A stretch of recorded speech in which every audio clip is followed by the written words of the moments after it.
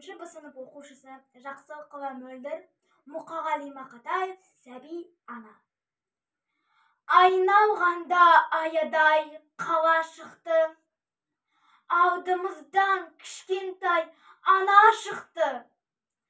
Қырда отырған ауылға апаратын, жалғыз аяқ соқпақтан адасыпты.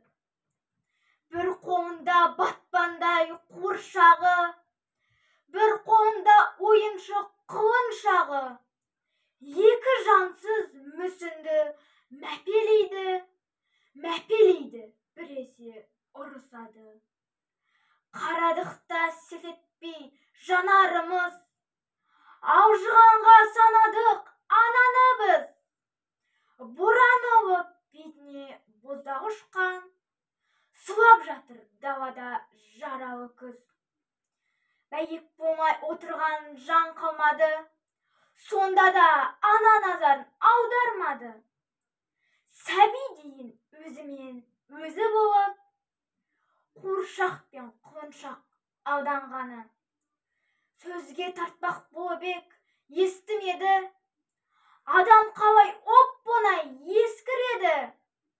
Адамның ғұмырынан қысқа не бар, күнен кешсе болғаны кешкіреді. Жастар-ай, жамандық жоқ көңіліңізде, мына отырған ана кім, көрдіңіз бе? Бір күрсініп алдыда отырған қарт, ана өмірін баяндап берді бізге. Ана хәлін қарттан біз ұғындық кең, 23 жыл сарғайған құр үмітпен, 23 жыл сарғайған құр үмітпен, Сәби ана сапардан ұлын күткен. Сұрапылдан сәбиі оралмапты, қуыршақ пен құлыншақ содан қапты. Қара жолды қаптай кеп тозаң жапты, қаралы күз қайтадан борандатты. Ымырт ауыр салмақпен даланы енді, қап-қара жамылғысын ала келді.